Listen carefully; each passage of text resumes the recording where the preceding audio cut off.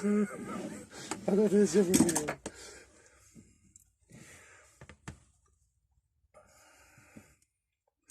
Now my mate Ben knows that I like his barcodes that are they're straight edge and then the head comes around.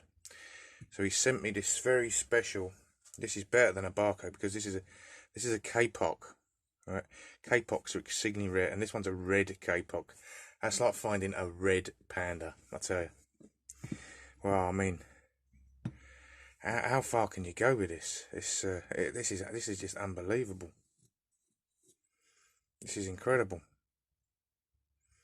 I mean, I just don't know. Is it seized? No, look, it's even free. That even operates perfectly, and it's got a screw in it. Well, I think the first thing we've got to do. With this is see if we can get it open. No, we can't. Look at that.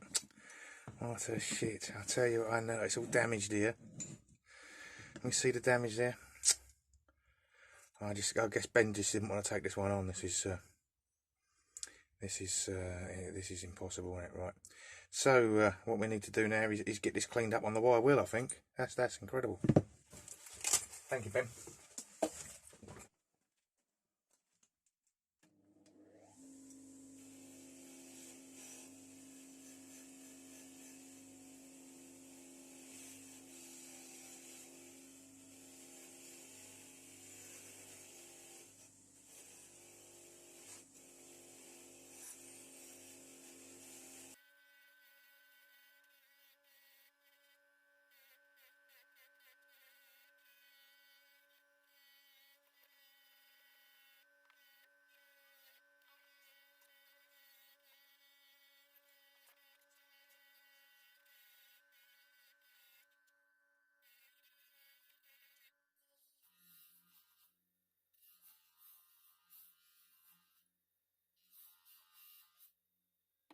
So using some duct tape, I masked off the area and filled it with epoxy resin.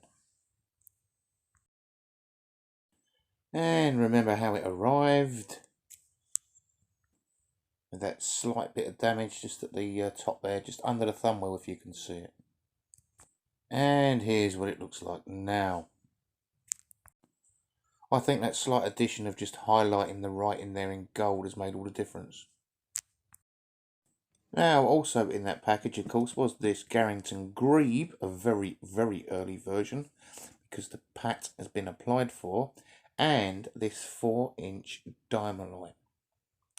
I believe I'm going to go on and restore these two in another video, because 3/4 of people have probably switched off by now.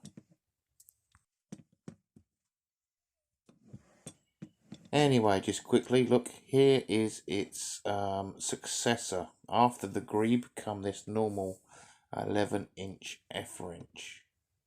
Similar, but very, very different.